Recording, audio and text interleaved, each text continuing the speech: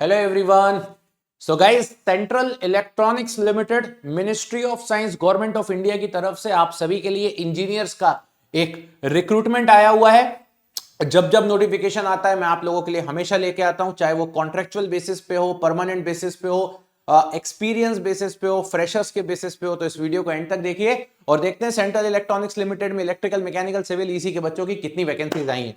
तो सबसे पहले तो ये पर्टिकुलर पोस्टिंग आपको गाजियाबाद में ही मिलनी है, ये मैं आपको पहले ही बता देता हूं।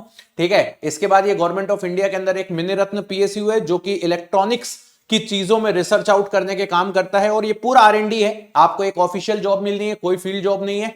तो इसके बारे में जरा समझ लेते हैं।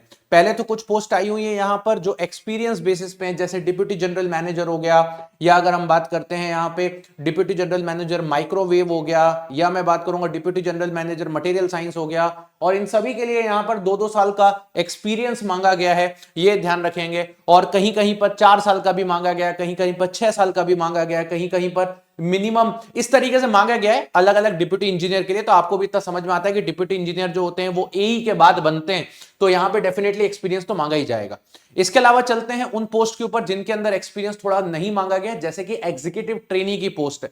अब आप देखेंगे यहां पे एग्जीक्यूटिव ट्रेनी है, और एग्जीक्यूटिव ट्रेनी जो होता है वो ग्रेजुएट इंजीनियर ट्रेनी होता है। पहले ये एग्जाम जो होता था वो गेट एग्जामिनेशन के थ्रू रिक्रूटमेंट हुआ करता था, लेकिन अभी रिसेंटली इन्होंने विदाउट गेट एग्जाम के थ्रू रिक्रूट किया है। और मेटलर्जी ब्रांच की 3 पोस्ट यहां पर अवेलेबल है और यहां पर कोई एक्सपीरियंस नहीं मांगा है। अगर मैं इलेक्ट्रॉनिक्स की बात करता हूं तो इलेक्ट्रॉनिक्स की भी 3 वैकेंसीज अवेलेबल है। और अगर मैं मैकेनिकल की बात करता हूं तो 4 वैकेंसी अवेलेबल है। कंप्यूटर साइंस की बात करता हूं तो 1 अवेलेबल है। फाइनेंस की बात करता हूं तो 2, और ह्यूमन रिसोर्स की बात करता हूं तो यहां पर 1 वैकेंसी ह्यूमन रिसोर्स के लिए भी एलिजिबल है। अब इसके बाद बात कर लेते हैं नेक्स्ट। इसके बाद कुछ ऑपरेटर की पोस्ट भी आई हुई है। जैसे अगर हम बात करते हैं यहां पर तो आईटीआई किया हुआ बच्चा या बीएससी किया हुआ बच्चा, मिनिमम 1 साल का एक्सपीरियंस मांगा गया है ऑपरेटर ए के लिए। क्लरिकल की पोस्ट आई हुई है। कुछ कॉन्ट्रेक्चुअल बेसिस की भी पोस्ट आई हुई है, जैसे डिप्यूटी इंजीनियर कॉन्ट्रैक्ट बेसिस पर अवेलेबल है। इसके बाद कुछ अलग अलग पोस्ट भी यहां पर आपको देखने को मिलेंगी। तो अलग अलग पोस्ट के लिए यहां पर अलग अलग चीजें यहां पे दी हुई हैं। एज लिमिट के बारे में बात करते हैं तो अगर जो बच्चे यहां पर पर्टिकुलर इस पोस्ट के लिए एलिजिबल हैं तो यहां पर जो एज लिमिट है वो 30, 42 और 48 दी हुई है। सैलरी स्ट्रक्चर आपका कुछ इस तरीके का यहां पर देके रखा हुआ है, तो ये आपका सैलरी स्ट्रक्चर है। इसके अलावा बात करते हैं यहां पर ग्रेजुएट इंजीनियर ट्रेनी को फर्स्ट मंथ में ये 40,000 देने वाले हैं और 45,000 देने वाले हैं सेकेंड ईयर में। और अपर एज लिमिट जो है वो 27 देके रखी है जीईटी की, यानी कि ग्रेजुएट इंजीनियर ट्रेनी की।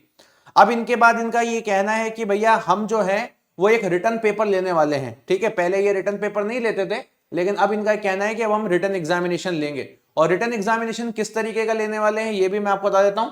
तो जो ड्यूरेशन रिटर्न एग्जामिनेशन का वो 2 घंटे का है। और पहला आपका डोमेन नॉलेज के 60 क्वेश्चन पूछे जाएंगे, और मतलब 60 मार्क्स का टेक है, 40 मार्क्स का नॉन टेक है। नॉन टेक की मैं बात करता हूं तो यहां पे नॉन टेक में जनरल अवेयरनेस, एप्टीट्यूड, इंग्लिश और रीजनिंग पूछी जाएगी। सभी क्वेश्चन 1-1 नंबर के। और इसके अलावा यहां पर और कोई इंफॉर्मेशन अवेलेबल नहीं है। ठीक है, चलिए, तो ये कुछ पर्सनल इंटरव्यू है उसके बाद, और फिर बाकी की सारी information normal information. So this is all about your central electronics limited. जब भी कोई नोटिफिकेशन आता है मैं आपके सामने लेके आता हूं। इंपॉर्टेंट ये नहीं है कि नंबर ऑफ वैकेंसीज बहुत ज्यादा हो या बहुत कम हो। ज्यादा होती है तो बहुत ही अच्छी बात होती है, लेकिन कम भी होती है तो हम अपनी तैयारी करते रहते हैं और उस बेसिस पर हम अपना एग्जामिनेशन देते हैं। तो जो भी स्टूडेंट इच्छुक हैं, देना चाहते हैं, वो डेफिनेटली दें और अपनी मूव ऑन करें। चैनल को सब्सक्राइब कर लीजिएगा, सेशन को लाइक कर लीजिएगा और कमेंट बॉक्स में बताइएगा आपका क्या कहना है। So thank you so much, bye bye, take care and love you everybody.